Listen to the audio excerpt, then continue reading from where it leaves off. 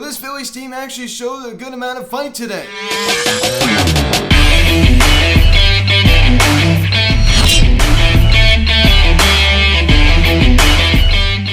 What is going on, everybody? Welcome to Phillies Social Media, and today we're going to recap this afternoon's game between the Philadelphia Phillies and the Atlanta Braves as the Phillies defeat the Braves for the score of 3-1 as they settle with a series split down there in Atlanta in a 2-game series. And guys, before we get into this video, please subscribe if you haven't yet. Please don't engage the bell. Please like this video, comment on this video, share this video, and let's get into this. Nick Castellanos with his first home run since June the 30th. Against the Atlanta Braves. Finally, he just was going on a really long stretch of not hitting a home run. He hits it out to dead center field into the trees out there at Truist Park. JT Muto hustling up the first base line, beating out the double play as Rhys Hoskins came around to score on that one. Definitely, I love the hustle. Definitely need to see more of that. To pick up the scoring summary here in the bottom of the 5th inning, Orlando Arcia homers on a fly ball to left center field off of Zach Wheeler, 1-0 Atlanta. Arcia's 7th home run of the season. So the Braves honestly weren't really, doing too much off of Zach Wheeler either. Only scoring one run on the Arcia home run. So luckily it was a solo shot, but the Braves now take a 1-0 lead. Then we pick it up here in the top of the 8th inning. JT Muto batting was first to third. As he grounds the ball at third base, Austin Riley comes up firing to second. As they were able to get Al Bohm at second. Then the throwback to first was not in time. They originally called him out, but the call was overturned as Muto definitely beat out that throw. As Rhys Hoskins came around to score on that one, and the Phillies now tied at 1. We need to see more of that. JT Muto busting it down the first base line. He was running full speed. He really wanted to beat that one out, and he did. And the Phillies now tied at 1. That was huge. Just the little things like that. Was that really that exciting of a play? No, it wasn't. But you know what? It tied the game. So you don't need to do this, big flashy thing.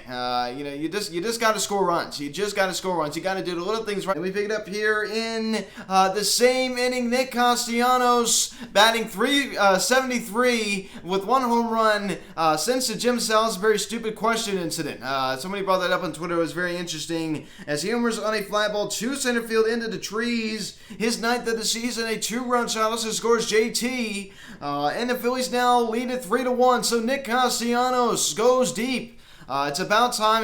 Doing the arm up in the air, rounding first base as he was very excited. So 3-1 Philadelphia. So how about that? He was pumped. I think everybody was pumped up after that one, right? A guy that hasn't hit a home run since June 30th, a guy who went homerless in the month of July finally goes deep. Yeah, I'd say that's a pretty big deal. So hopefully he's going to start hitting the ball at the ballpark more. He's definitely heating up, as I said. .373 since that little incident with Jim Salisbury, if you really call it that, incident. That definitely was an interesting altercation between those two. And that would be your final 3-1 Philadelphia as we split the series with the Braves. That was just a horrible, horrible game last night. So we lost 13-1, and we just absolutely got blown out. And then we come back out the next day and rebound. That was a nice rebound win. Kind of short of Elias by his performance.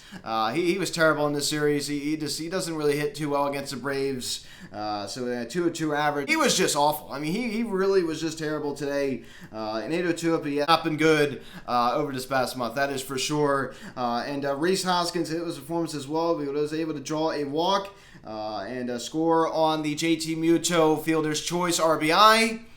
So a nice hustle there from JT, and Al Bohm gets the start out of the 3-hole and collects a 9. Left performance last night for Al Bohm, was able to rebound, and JT Muto did go hitless this afternoon, but I am so proud of him for just hustling down that first base line. Who cares? Everybody's going to have an off day at some point. He's still been just so much better over this past month. That is definitely for sure. Him and Al Bohm. I'm not going to go too hard on him. I'm just not. Why should I? Nick Castellanos on it was a big one, the true run, go ahead home run to center field into the trees. That ball just kept carrying and carrying. I thought that may have been off the end of the bat, but he still got, very good wood on that, and it just kept carrying and carrying and carrying. It carried out, and the Phillies led 3-1 as he was circling the bases. That certainly was an exciting one. Your Phillies had to be the offensive player of the game. 1 walk this afternoon as well to go along with the 2-run home run, and Derek Hall bats 6 today as he collects a knock. Bryson Stott. I mean, I was hoping he was going to go over the Doza line today, but unfortunately he goes hitless in 4 ABs. He goes down in strikes as well. Matt Vierling, one knock today out in center. I'm sure he's pretty happy to be now platooning with a guy that is much more evenly matched. Now a guy like Odubel Herrera. And he collected a knock. And Diego Gregorius actually got a hit today. But of course, he did nothing when there was a runner on base, like always. So all he does is just hit ground balls. That's all he does. Diego Gregorius hits ground balls. That's it. That's why he only has one home run. He must have one of the worst launch angles I think I've ever seen, probably. The trajectory coming off of Diego Gregorius' bat, I mean, terrible. Absolutely terrible. Hits a lot of pop-ups and ground balls. So the Phillies struck out 12 times today as a team. That's definitely a high number. That is for sure. But Zach Lear, 7 innings, 5 hits, 1 run to run return. Didn't walk anybody and struck out 7, a 2.69 ERA. So another just great start out of this guy. Getting into a playoff game, you'd certainly be comfortable, very comfortable with this guy getting the nod. Right? He could pitch in a big game. Nice way to avoid a 2-game sweep. 10-5 now in the years he gets the win. So I'm glad he got the win. I mean, just he made that one mistake to Orlando Arcia, and he really recovered from it. I mean, the fastball still looks very good. I mean, the slider once again looked good today, as it always does. So I mean, I've never seen a guy he just consistently tops out, in the high 90s. I just love to see it. And Serandy Dominguez, 2/3 innings, 1 hit, 1 walk, and 1 strike. Kind of working himself into some trouble there, but luckily Jose Alvarado was able to come in and collect the final out. So it didn't take him very long. And David Robertson gets the save, his 15th of the season as he strikes out 2. I mean, talk about a good slider. That slider was absolutely just incredible today, what we saw out of David Robertson. I mean, that was just incredible.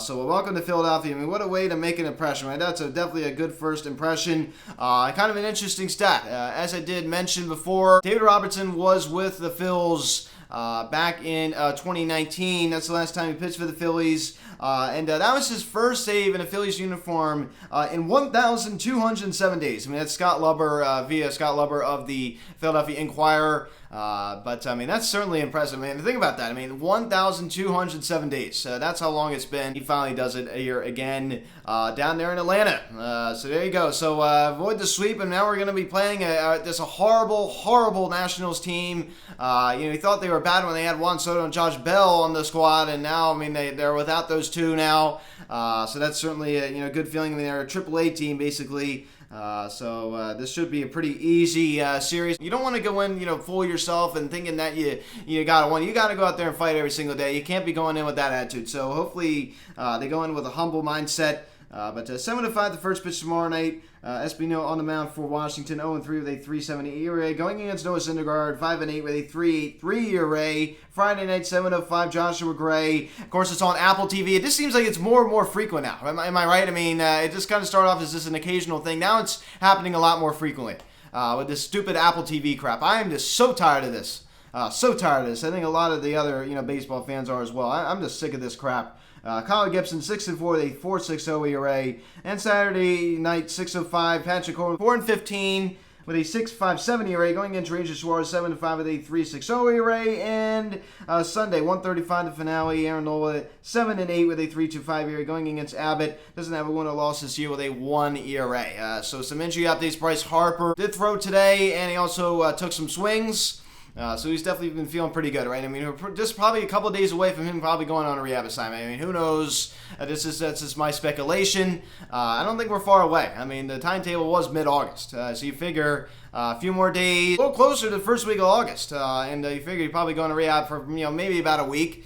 You did not hear Gene Segura will be back tomorrow. So he's going to be activated tomorrow, so we will have Gene Segura for tomorrow night's ball game. And as I said, Bryce Harper about a week and a half from returning as well. That's certainly an exciting thing to hear, right? I mean, we miss this guy. I just miss this guy so much. Can I just say that I just really, really miss this guy, his presence in the lineup.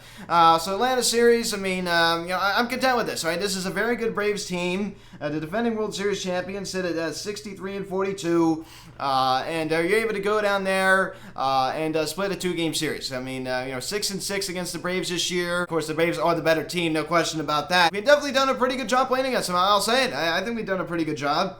That was definitely a nice coming behind quickly because honestly, this had all the makings of a Phillies loss. I mean, no fight, no push. And the boys didn't give up. They didn't give up, and I'm very proud of them for that. As we were hit today 6-5, so that just goes to show you right there. Something like Nick Castellanos today, it wasn't just like a solo home run.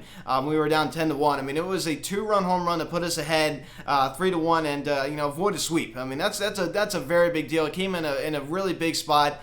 So that has to bring some type of confidence to Nick Castellanos. So man, that was a wake-up call. Maybe Jim Salisbury woke up Nick Castellanos. Of course, I don't believe that. I just think it's a coincidence, but certainly kind of fun to think about, I guess you could say. So Nick Castellanos, a 258 average now, and a 682 OPS. So the OPS is definitely getting higher, much higher than it was. I mean, for a while it was dipping near 650, and now it's kind of all the way up to 682. And you're going to go take a look at what he's done with the last 7 games. 414, 433 OBP, 586 slugging, and over the last 15, 300, 333 OBP, and a 400 slugging, and over his last 30. So basically over the last month, Nick Castellanos, 273, a 290 on base percentage, of course, is not very good at all. And a 364 slugging. So I mean, that certainly isn't very good. The OPS is horrible. A 273 average, definitely not bad at all, but the OPS I value more, higher than a batting average. That certainly is not very good. Over the last 3 weeks or so, he has really started to play much better baseball. Unlike Kyle Schwarber, unfortunately, who's really started to fall off again, which is very, not promising to see. So we did talk about that. I mean, the OPS, just now barely floating above 100. The average still, barely even floating above 200. And you're going to go take a look at Album now. Still hitting about 4 points shy of 300. He's basically hitting 300. And of course, he does have a 735 OPS to go along with that. As I talked about, I was hoping that Bryson Stott would be able to get over that Mendoza line today, but unfortunately, he does not do that. But he has a chance to do it in this upcoming National Series. So this is going to be very interesting. So you have to sweep. I mean, if you do anything else, I think I'm going to be disappointed. If you take 3 out of 4, I think I will be disappointed.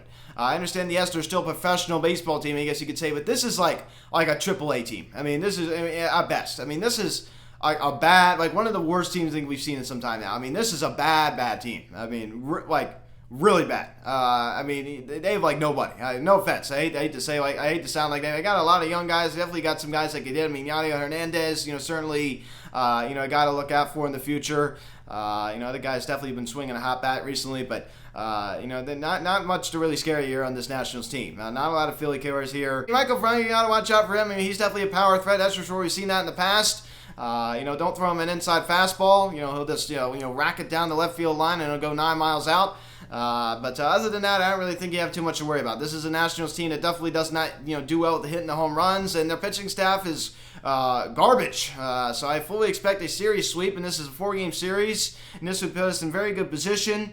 Even better position than we are right now in the 3rd wild card spot in the National League, a half game above the St. Louis Cardinals, who would sit at 55-48, as we sit at 56-48. So a 7-3 on our last 10. So I'm very proud of this team. We definitely showed a lot of fight. That's not an easy Braves team to beat. I mean, that was definitely a good road trip. I mean, that homestand back from the All-Star break, getting swept by the Chicago Cubs, I mean, what a disappointment that was. And we followed that up, with winning a series against the Braves, sweeping the Pittsburgh Pirates, a lousy team, and then splitting a series with the Braves in a 2-game set. So I'm very content with that. And as I said, now we're in very good position to definitely take advantage of some bad teams here. And you got the Nationals and then the Marlins coming to town for a 3-game set. A team that didn't really sell that much. They were very quiet yesterday. Have a very tough task with heading to Citi Field for a 3-game series next weekend. Not this upcoming weekend, but next weekend. And then, of course, we got the lousy Cincinnati Reds after that. So that should be pretty nice. Great win today. I love the hustle from JT. I mean, Nick Castellanos stay hot. So when, Kyle Schwarber goes cold and you're starting to kind of look sluggish, Nick Castellanos picks up the load. So this is what lineups are supposed to do. They're supposed to pick each other up. Things are only going to get better. Dean Segura coming back tomorrow and Bryce Harper coming back within the next week and a half to 2 weeks. So things are only going to get better from here on out. So guys, thanks so much for watching this video. Please subscribe if you haven't yet. Please don't forget your bell. Please like this video, comment on this video, share this video. Check out the social media link in the description section at Phillies Social Media, Instagram, Instagram. Follow me on Twitter at Social Media. Call or text 267-225-3292. Email me, philliesocialmedia@gmail.com. So guys, thanks for watching. I'm Luke and I'll talk to you later. Let's go Phils. I'll see you guys.